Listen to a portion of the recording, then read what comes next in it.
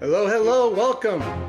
Today, I'm Carm Taglia with Roofing and Rock Marketing, and today I'm going to show how we help roofers get the phones to ring every day with homeowners, looking for a roof replacement. This system that we're about to share and talk about is like what we actually use to take our clients and get them from 0 to 30 per month in the first 90 days. So welcome, welcome, and very excited to have you here. We also created a shorter workbook version of this whole entire slide deck so you don't have to take screenshots or anything like that. At the end of this, we'll email you and give you this workbook version.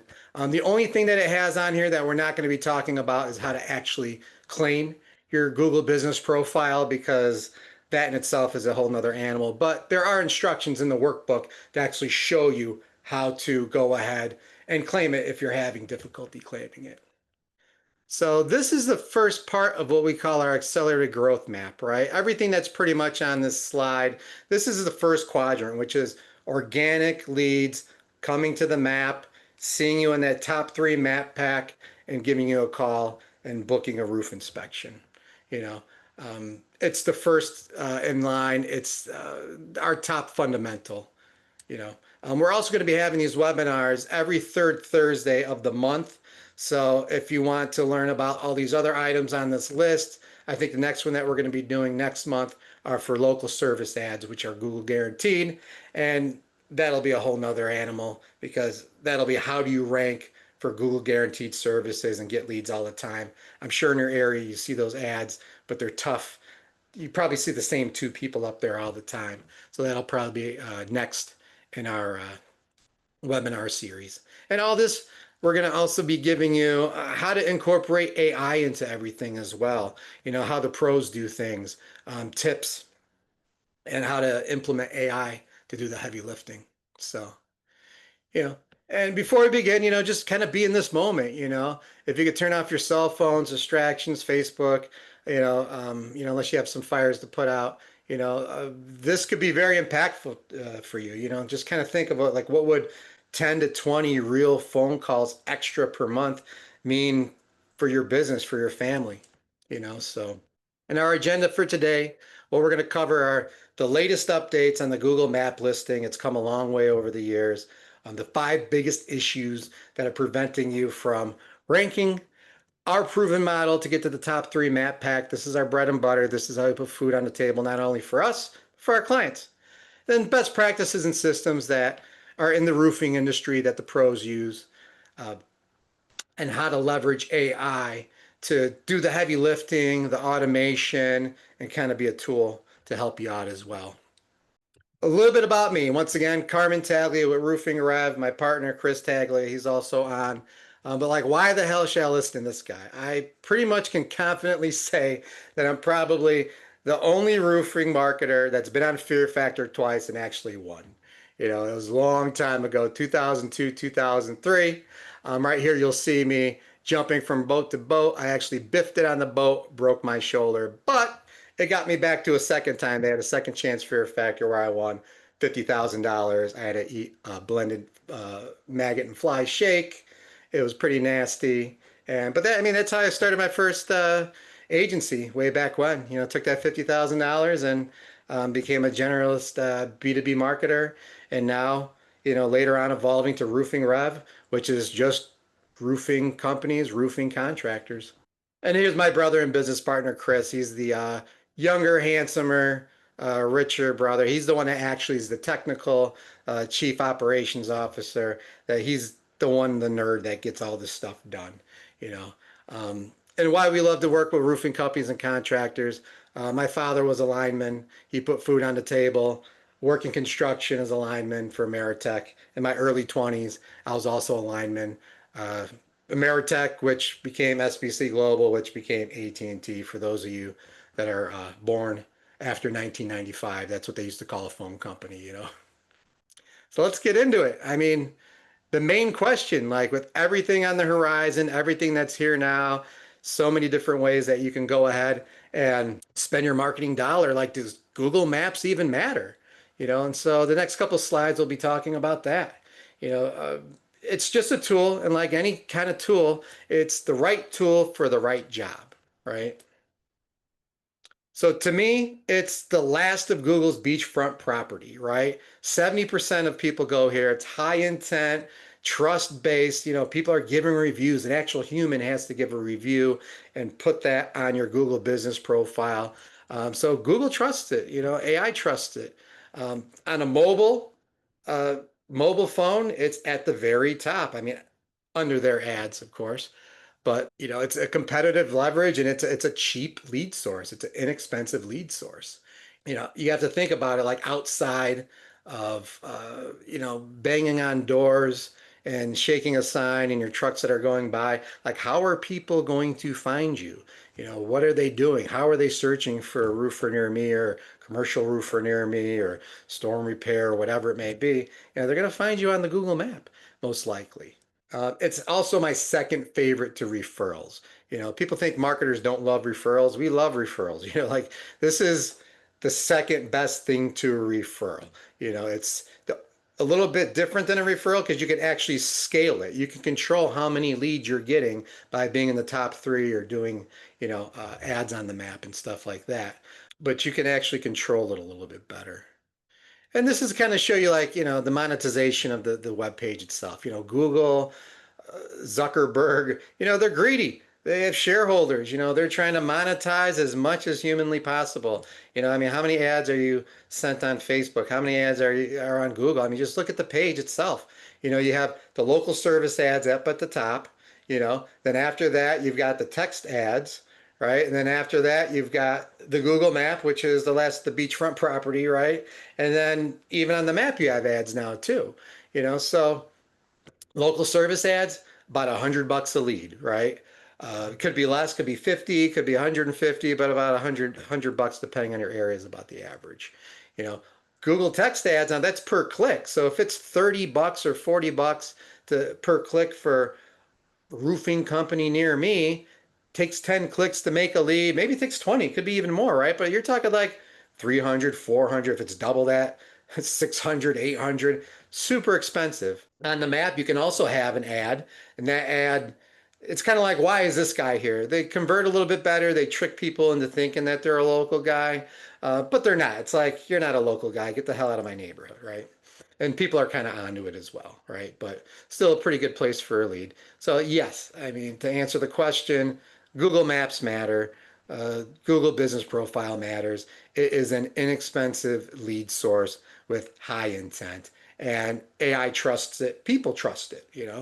So talking about AI and Chat GPT, we're future is now. We are here. No click search is here. So we're going to kind of walk through the new way people are doing searches, and then also how the next level of the Google page is going to be AI pulling in information, rearranging it on a page. So it's called no click search, where I can type in very specifically in the chat, you know, who's the best residential roofer in Chicago? They need to have 20 plus years of experience, certified in Da Vinci, GAF, drive a pink truck, be a member of the NRCA, CRCA, and whatever. They're just going to type all this stuff into there, and then the Chat GPT has to go out there, the AI has to go out there and pull this stuff in and kind of see what the searcher's intent is, and what kind of answers it's going to give you. At the end of the day, the AI has to give you an answer. So sometimes the AI could be a liar. A lot of people think it's like the voice of God or something. It's like this omnipresent, thing, but it's not. It could be a liar at times. At the end of the day, it has to give you an answer, even if the answer is wrong, even if it's out of context. It's just doing kind of like its best job possible. Right or wrong, it's going to give you an answer. But where does it pull from? It pulls from Google, it pulls from your website, but it's pulling from trusted sources. It's pulling from Yelp, BBB, your Google business profile that has the reviews on it already. It knows that, hey, this is a Google product. We put this together. We're Google. This is a person that put a pin in a map saying, this is a review from me in this location. It's going to pull from there, right? And you could kind of see how you'll find a lot more of the AI answers at the top of the page, and then you'll see local service ads. It'll pepper it in there. It's just all based on, intent. Another places it's pulling from is Reddit. because there's a lot of people on there that are actually going and giving their opinions on Reddit. I don't know why. To me, it's like something that my kids use for video games, but AI trusts it for some reason.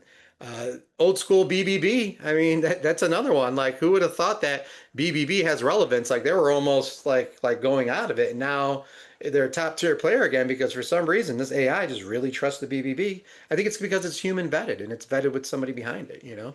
And the future right now is here, and it's going to be AI search will just be pulling the page based on your history, based on your browsing history and everything else. It's gonna rearrange the page differently for different people based on what you're typing in there. But all that being said, I mean, Google still has the lion's share, 90%. Then you have, Bing and the other search engines underneath it, and you have the AI platforms underneath that, right? So right now, AI is not a primary source. It is a source that everyone's looking at, and Google's implementing it. I think they're just figuring out how to monetize it so they can make more money off of it without making their other money going away. They don't want to piss off their advertisers, right? So at the end of the day, you are going to be seeing way, way, way more AI stuff being integrated. In the next year, what they're rolling out, the next 2, 3 years. Just think that's the future. So you really want to prep for it now. And this is all the stuff that we covered. Google's still king. AI platforms are catching up fast. FAQ style, educational kind of stuff, traditional search. Um, Most likely you have to be omnipresent. You have to be everywhere. You have to do things that are diverse, right? People are 3 times more likely to trust a business that has a fully optimized Google business profile, Google Maps, and 50% more likely to make a purchase. You know, I didn't write this. I didn't come up with this. This is what they came up with, right? This is their trusted source, right? This is what their forefront is. It's influenced by peer-to-peer reviews. People trust other people. People only buy from people that they trust and other people that they trust. So next, I want to kind of get into the math of all this stuff, right? To kind of give you an idea of why, this is important. So I like to always start my math off with the worst case scenarios instead of giving you a best case sugar-coated scenario. So this is like a competitive area, like a Metro Chicago, metro area, right? Where, your average cost per lead is going to be about $100, right? So this client, they spent 3,500 bucks. They got 37 leads, cost them a little bit under $100, right? Their average roof job. Now, this is not only in Chicago, but this is their average roof job that we figured out. And if that have a closing percentage of 20%, those 37 leads, it netted them, or I'm sorry, it grossed them about $200,000. So if you took 3,500 divided by $200,000, you have a 59-to-1 ROI. So you got to ask yourself, would you spend $3,500 to make $200,000? Basically getting $60 back to every dollar. That's pretty good. Even if it was double that, even if it was, a 30-to-1 ROI, that's still pretty good. It's very impactful is what I'm trying to get at, right? This is more of a medium competition. Now, this is probably like on the outskirts of Chicago, like a suburb or somewhere that's not in the metro area with medium competition, lots of roofers. This client, 107 leads, 3,500 bucks. It was about 35 bucks a lead. Their average roof job was a lot less. Their average roof job was about 15,000 bucks. And, that netted them about a little bit over 300,000. So once again, it's a 92-to-1 ROI, really high ROI, really, really juicy. I love Google Map altogether because it is one of the cheapest places to convert a customer, right? Cheapest customer acquisition place outside of obviously referrals, which, are 99% free, right? But once again, even if the math is bad and you chop that number in half, 50-to-1, that's good. 25-to-1, that's good as well. You know, Let's take a look at a lower competition. This is more like rural areas where there's only a couple roofers around, out in the country. We're 30 miles west of Chicago, so we see this lot, 15, 20 miles west of us, right? So this guy spent 2,200 bucks, got about 88 leads. His cost per lead was about 25 bucks. With a 20% close rate, he made about 260,000 bucks. This is 117 to 1 ROI. Once again, a real juicy ROI. Even if he only got, let's say, minimizing it, even if he only got 5 calls, and he spent like 600 bucks. I mean, would you spend 600 bucks to make 15,000? If you're making a 30% gross profit margin, that's 4,500 bucks in your pocket. So, I mean, the ROI on the Google map is very, very juicy. So yes, I love Google Maps. I love being on this top three map pack. It drives calls. But do your own math. Don't just take math that is thrown at you. Track all this. We're going to have a webinar on how to track this. That's going to be at a later date, but I could go all day on that. But yeah, track every call, every lead, every sale, every channel that you're getting leads from.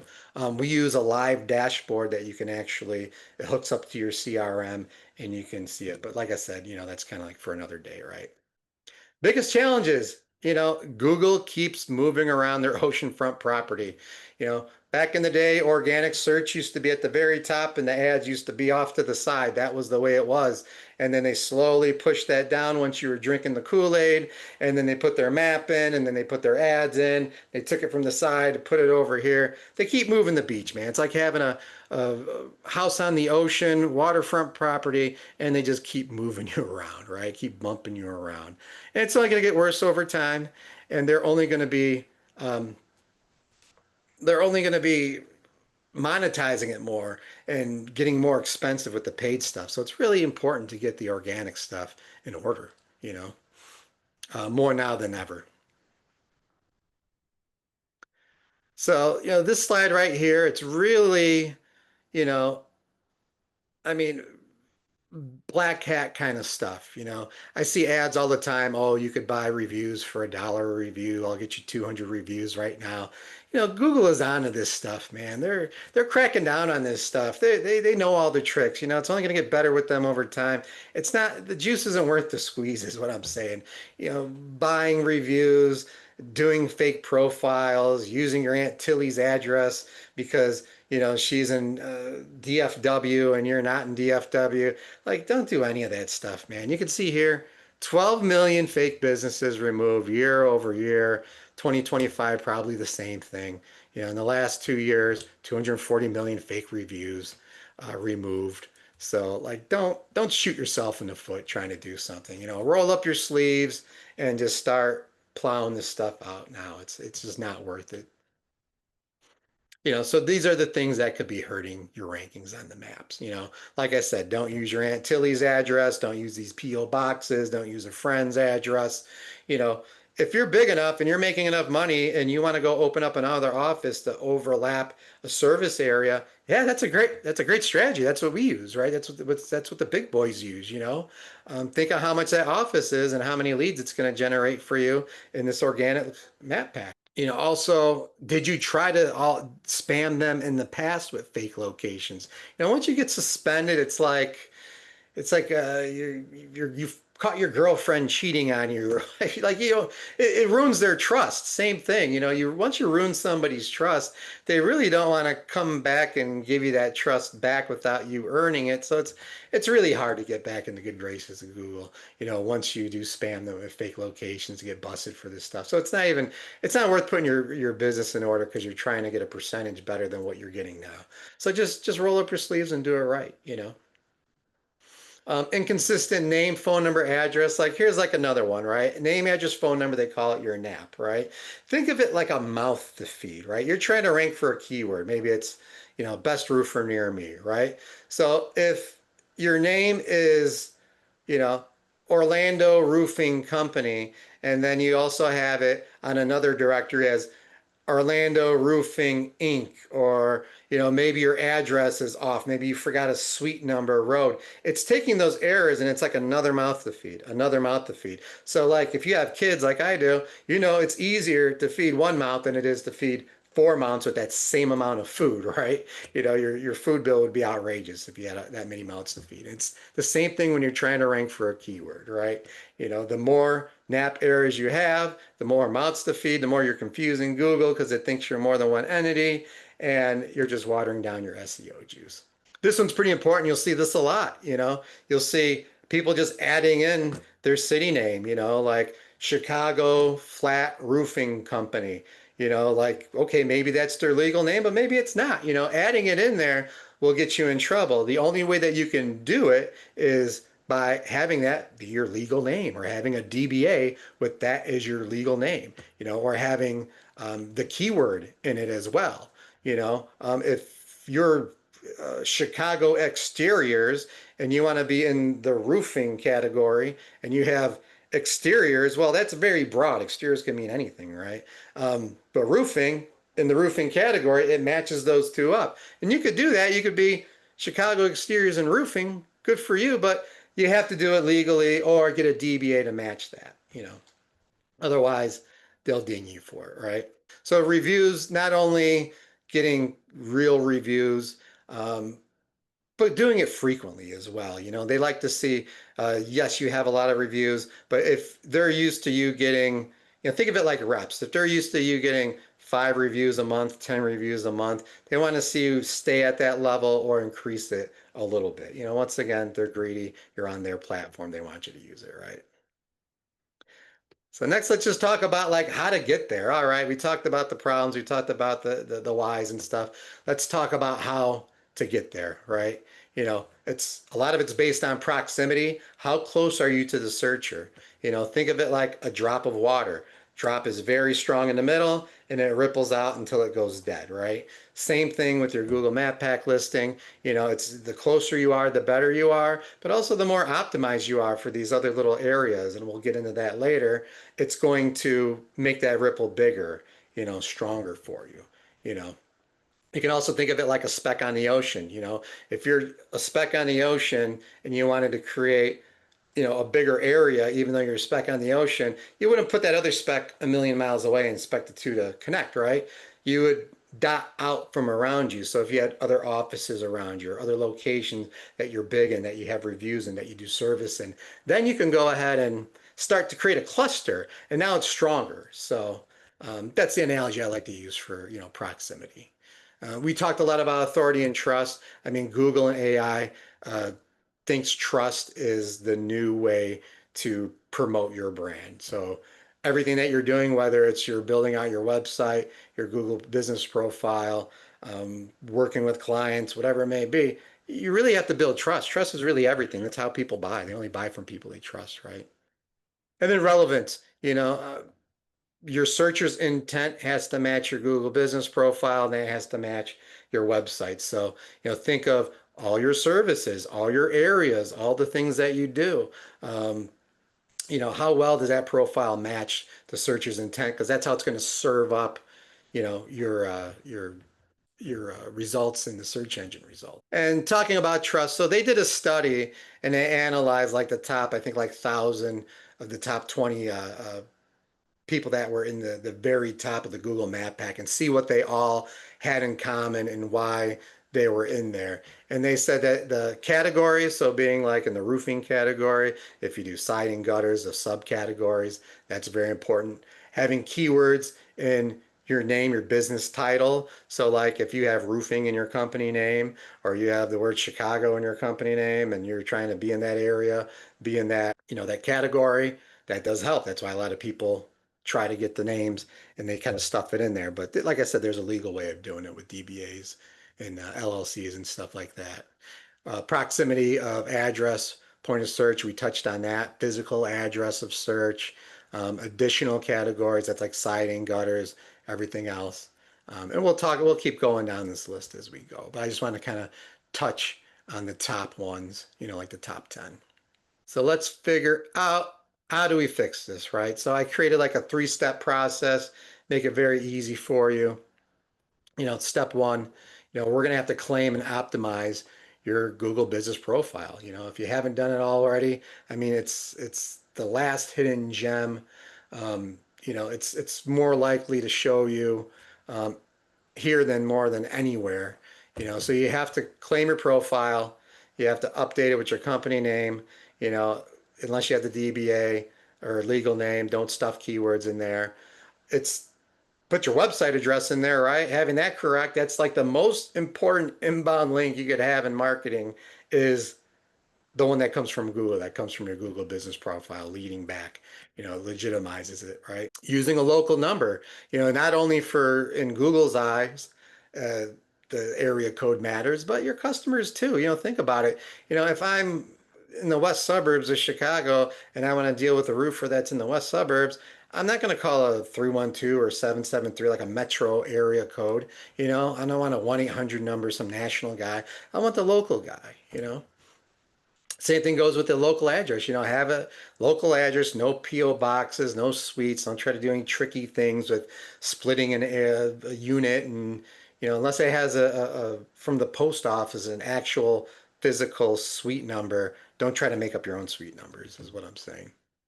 And most importantly, add as much content as you possibly can. Fill the whole thing out from top to bottom. Like this is where we use AI and custom chat GPTs, right? You can create custom chats to go ahead and help you fill this thing out. It's not rocket science. It's just filling it out completely, doing it correctly, tagging it with keywords, tagging it with your services, uploading as many photos, and then keep rinsing and repeating it, using personal photos, not just stock photography of jobs. Use the jobs that you've done, pictures of you, pictures of your dog, pictures of your trucks, happy technicians sitting in front of their, or happy roofers sitting in front of their trucks, pictures of the office. The more content that you put on this, the more personable that you make it, the more it's going to convert as well. You can also put, logo, coupons, videos, all sorts of good stuff on there. But, you really want to connect and resonate with people in your area, so you look like that local guy. And then also your hours of operation. This is kind of like one of those little hidden aspects as well. A lot of people think, okay, I'm going to put myself on there just from 9 to 5, right? But if I'm heads up with somebody and everything is exactly the same, let's say we have the same amount of reviews, it's optimized well, same amount of everything else that goes into this, right? If you have hours and let's say you're 7 to 7 and they're 9 to 5 and somebody does a search at 8 o'clock at night, it knows that you get up at 7 o'clock in the morning. It will probably put you above the 9 to 5 guy, knowing that you open up first or you open up longer. You know, the only thing is like you don't want to shoot yourself in the foot. Google also knows when you do and do not pick up the phone. If you say that you're 24/7 emergency service and you're not picking up the phone, not only going to piss off Google, you're going to piss off customers, right? They're going to be calling you like, I've got, I don't know, a giant hole in my roof. They're calling you at midnight. So if you don't offer that service, then don't put that on there. But you can also use AI and virtual answering machines or virtual assistants to help you out with this. Like this is where AI comes in, speed to picking up the phone, speed to booking appointments and stuff like that. Google's paying attention to all this stuff. And then once you're up there as well, you just don't want to like set it and forget it. I always like to use the analogy of like working out. If you wanted to be Arnold Schwarzenegger, world championship bodybuilder, you wouldn't just work out for 8 hours and then just be like, oh, I worked out 8 hours for this week. I'm good. I did that once a month for 3 months. I didn't get anywhere, so I quit, right? Like you want to do this on an ongoing basis. Like I said, they're very greedy. They're very, very greedy with their platform. They want you on this platform consistently uploading photos, consistently doing posts, consistently responding to reviews, responding to them immediately. Once again, that's where the AI comes in, right? We use AI software to automatically respond to a review right away, right? And then we go back in and we could personalize it a little bit later, but at least it's automatically responding to the review and Google sees that, right? The AI is hitting it, right? Same thing with the FAQ section. If you should always have your FAQs on there that things that people ask you every day. How long does it take? Price? Do you hold my hand through insurance? Whatever those FAQs may be. But you also want to have like somebody asks a question on there, you want to get back to them right away because Google's also watching that as well. Now we're going to the next step. So, I mean, that's pretty much everything it takes to optimize the initial profile and all that good stuff. But now we're going to be talking about more about the softwares that we use, citations. Citations are basically your name, address, and phone number, all across the web, directories, maps, wherever it may be coming from. And then also these data aggregators that we're going to be talking about as well, right? But you want to have a consistent reference of your company name, address, and phone number. So we made it very easy for you. We created a cheat sheet of all the top profiles that we'll give to you as well. But even more importantly, we have industry specific ones over here. We have like Certainteed and GAF and Owens Corning and, NRCA, CRCA, all the, the top roofing associations, getting on those as well. Um, so we'll give this to you as well at the end of this workshop. So you have it and you could go ahead and you could start buying and building. Some are free and some are not free, right? And you also want to limit your duplicate and incorrect business information, which we'll talk a little bit more about that in a minute. So data aggregators, right? This is like really like nerd stuff. These are like the top trusted data aggregators that are out there on the web. What they do is they organize and distribute business information, right? And they do it across various online platforms such as search engines, directories, maps, stuff like that, right? These are like the top five. I really don't know what to tell you much about them, like their secret sauce behind them. All I know is that we use software to go ahead and purchase citations from these guys. And I'm about to share the tool that we use to do so. So we use Bright Local is probably one of my favorites. White Spark and Moz are another one. A lot of these softwares have AI baked into it to make things even easier. Yext, it's a very popular one. I don't really like it because it's like renting. Once you stop paying them, those citations go away. Bright Local, you pay it once, you're good to go. The only bad thing well, the only good thing about Yext is like if you make an update, like you change a number, or you change your name or whatever, if you do it in Yext, it updates across all across the board because it's more software driven. Whereas Bright Local, it's kind of pay to play to do your citations and to get these data aggregators. So then what it does is you have to pay to redo your citation. It's still a lot cheaper than Yext, even if you have to go that route. So, I mean, if you want to do it, the way to do it is do it right the first time, right? So you don't have to pay again for the second or third time, right? White Spark is good. Moz, I don't like them as much. Bright Local is like one of my favorites because it has a lot of other things built into it as well. And then what you can do is we'll give you the link to this where you can run your free citation check and ranking check and check on the Google Maps, check out your reviews. You can put your competitors in there and you can stack up and see how you're doing against all these guys. And this is part of Bright Local's software that we use. And it pumps out stuff like this, where it's a heat map of how you rank in a local area. So you can see like this guy's like in the top 3 over here. He's ranked number 3. But you can see like over here, he's not even in the top 20. Over here, he's in 17.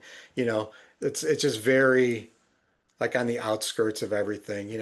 Our goal is to get you green number ones and twos all the way throughout so you could keep having that ripple effect. So you could keep, going out further and further and further, or using other locations to overlap and really like dominate an area. Google Maps, people think it's infinite, but it's not. It's good for 5 miles, good for 10 miles, good for 50. It really caps off at 20 miles. And even that, you're not going to really rank, very hard. In a 20-mile radius from your location, especially in like metro areas, where it's more congested and stuff like that. And this is another report it pulls is all your citations, the ones that aren't found, how many errors you have, how many you need to correct. It gives you links. It gives you all sorts of things. This is like probably like my 2 favorite out of the 5 or 6 reports that it actually pumps out. But these are 2 of the best ones. So yeah, the best practices for citations, manually claim, optimize the profile. We already talked about that. Use a tool like Bright Local that has AI that's built into it as well. That also helps you respond with reviews automatically. It helps you go out and get reviews as well. We'll talk about that in the next couple slides about reviews. Get listed in the major data aggregators and then just leverage these tools. And now on to reviews. I mean, I love reviews. Reviews are like, if you think of the way that a customer buys from you, everybody thinks of it like a race, like it's like flat, like it's linear, right? But you really got to think of it like as a circle, like a flywheel. Like when you're done with the job and you get that review from somebody, it's pushing that flywheel. Like you're going around and around and around. It's keeping the engine running. You know what I mean? Keeps it spinning. I love reviews because it's a way to help scale referrals as well. The more jobs you get, the more referrals, the more people you help out, the more people they can recommend you to, and the reviews are just a digital way of really doing referrals. So reviews to me are like one of the most important things on the web. I love them. So here's our strategy for getting reviews on a consistent basis, right? A lot of people think that, there's a lot of softwares. The softwares are there to help you out. They're there to assist you. They'll get you a better percentage out of things, like, but it has to be baked into your company culture. You know what I mean? You really have to, at the end of that job, ask personally, what does it mean for you to get to that review? You don't have to get on your hands and knees and beg, you know, but at the end of the day, you really do have to get the review right at the end when they're there at their happiest. They just got their new roof, they're ecstatic. Good for them, right? Do a printed card with a QR code. You can do a plastic card. You could tap it on their phone where it just goes straight to your review profile and they can give you a review right there and then. You can make it like a little bit of a social game. You can have a sign, I love my new roof, post it on Facebook as well, take pictures of it, upload it to your Google business profile. That's another picture. That's another what we just discussed, right? But really have to plant the seed after you deliver, world-class experience with your roofers. I mean, you can also make a call after the service to walk them through the process, but now it drops off. In person, that's your best chance to get a review. After that, it's a steep drop off, right? We could kind of help you get that back with doing automations, doing SMS, doing emails, multiple touch points. But most likely, I mean, right there and then is the best place to get it. Another thing we like to do is if you have lots of salespeople, create a little contest out of it. Put some money behind it. Whatever, $1,000 to whoever gets the most reviews this month. If you have, five or six salespeople, make it incentivize it. Make it a game. Salespeople, people are competitive. People have a competitive nature. Create something out of that. And one of my favorites too is when you're in person. I love doing a little give and get. Go out, buy a stack of $5 Starbucks gift cards that you could get on Amazon. Take that $5 Starbucks gift card. Like, loved working with you. It was a pleasure doing this project for you. Here's a $5 Starbucks gift card. Here's a giant mug. Hopefully it'll be your favorite mug with our logo on it. That's also a little, I mean, what do you spend? $5 to $7. And if you get a review out of it, even better. That's your marketing right there. It's going to be the cheapest thing out there. And now talking about softwares, we're a big fan of Bright Local. We're a big fan of Nearby Now. Nearby Now has more things baked into it, but it's that speed to response. Bright Local helps you out with the AI. The AI responds very fast. It could send out things very quickly as well. It could help weave in specific keywords on a review because that matters. When you respond to a review, saying what area you're in, what service you did, and all this stuff you wanted to integrate with your CRMs, right? How you guys run your back end. So you wanted to go ahead and link up with Service Titan, AccuLinks, Job or Job Nimbus, Roofers, all the top ones. You want it to make the automated connection. So when you close out a job, you mark whether or not you have the review, and then it'll shoot off the automation as well to help you get more. Because you're not, if it's 10 reviews that you're trying to get and you got 5 out of 10 reviews, with all the automations and stuff, maybe you get an extra 1 or 2 if you're lucky, but it's really you driving those 5. And this is basically like how it works in the eyes of Google, right? Think of it like you have a big map board with push pins, Every time somebody gives you a review, they push a pin in that map board and then they're like, this is the service I did, this is me, this is the company that I used. Here they are. Here's that review on a map. So now it's going to give you preference in that area. So the further out you go and you get reviews from those areas, it's going to start placing you in those areas. Once again, you're a speck in the ocean. You're clustering. You're dotting out from that main cluster. The more you cluster out, the more it sees it as a whole, and the more it's going to give you precedence over others. And it's not only just getting 4 and 5 star reviews, but getting them on a frequent basis. It has to be part of your corporate culture, right? So yeah, that's it on reviews. Next, we're going to go into keywords, right? So basically, now we're doing on-page, mapping your website over to the Google Business Profile. You want to make sure that like these are the top 20. We're going to give you this workbook as well after the call, so you'll have all these. Some of my favorites are on this last page where it's uh, the roofing service plus the roofing city, and that's your page. It seems redundant to build all these pages, and what you're really doing it for is you're doing it for SEO to match up to your maps, but you still have to do it. Like I said, I could do a whole webinar on SEO alone. I just want to touch a couple points on search engine optimization and how it applies to the map, just for this, otherwise we'll have a 3-hour webinar, right? And I always like to use the analogy, Field of Dreams. I'm really showing my age. Kevin Costner, if you build it, they will come. You're not going to rank for a keyword on your website. You need it to match up to that Google business profile. So you've got the service on your profile, you've got the service on your web page. Google puts the two and two together, and that's kind of how it works, right? So if you do, let's say you do siding, but you don't have a web page for siding. Let's say you do,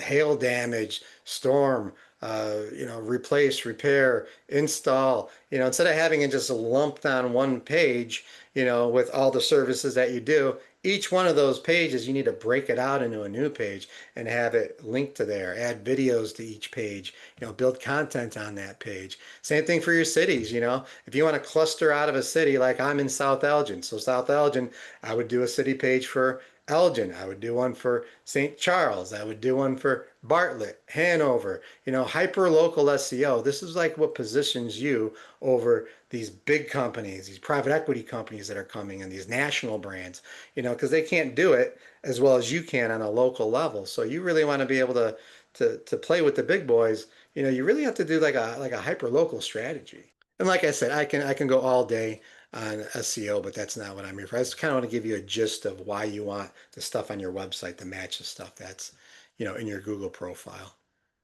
And then same thing with the off-page SEO. This is the link building. Link building could be super duper complex, man. But I want to, like I said, I think I hit all the key points talking about it already. The citations, you could do other things like PR, you could do backlinking, but that's like stuff that even like the pros have difficulty with.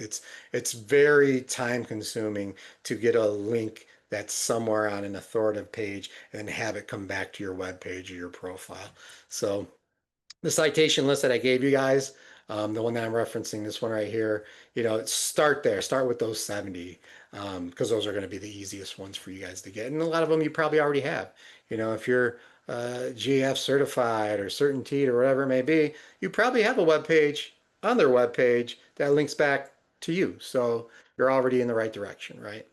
And this is kind of like why we do it. If you look at this over here, you can see that, this was just one that was done recently. This guy on average was about a 3.86 ranking up here, and he was in the top three placements 62% of the time. But like in 18 days, like around 2 weeks, he's a 1.8 on average all over here now. So now he went from a 62% to a 90%, which means he's just dominating this area. He's in this top three 90% of the time. So once again, going back to one of the first slides where I said 70% of the people go to here. I mean, think of what that means. Think of the impact on that leads wise, call wise, and these are for bread and butter keywords. You can see right here, roofing, roofing company, roofer, residential, contractor, services, storm damage. Like these are your bread and butter. These are people high intent, ready to buy. And then once again, once we get off of this, we're wrapping up here. We're going to give you all these workbooks, all these resources. We're going to give you the video to this. You'll also have access to us too. You have any questions about anything, we will gladly help you out and offer it. At any time, if you want us to take a look at your current marketing, your current state of where everything is, I mean, DIY is great, but DFY done for you is better, right? I mean, it's like grandma's cooking. You can always try to replicate her recipe, but it just doesn't come out the same. We've been doing this 25 years in the marketing. The people that do this for us as well our employees, they're specialists, they're experts just in this one thing. We have a guy that just does Google Maps. You could go out and get softwares that have AI built into it. Those will take you from below average to maybe average, but it's just as expensive. You know, those softwares also cost two, four, $600 a month, you know, for the same price. Our guy also using that software is way more impactful. He could do a lot more, get you way further out, you know, than probably you could do on your own, right? So, you know, that's what we're here for. And to look at the entire scope of things, we only kind of touched on this first part, which is SEO, on page, and then reviews. You know, it's just a couple pieces of the pie, a couple pieces of the puzzle, right? But yeah, I mean, we'd love to help you figure it out if you like to set up where we do a complete inspection for you and do all this stuff that we just showed you. You know, let us know. We'd be glad to see what kind of sort of challenges you're facing, you know, where you're at, where you want to be, and what's stopping you from getting there. You know, usually we charge about $1,800 to do an inspection, but for you guys, you know, we would gladly do it for free.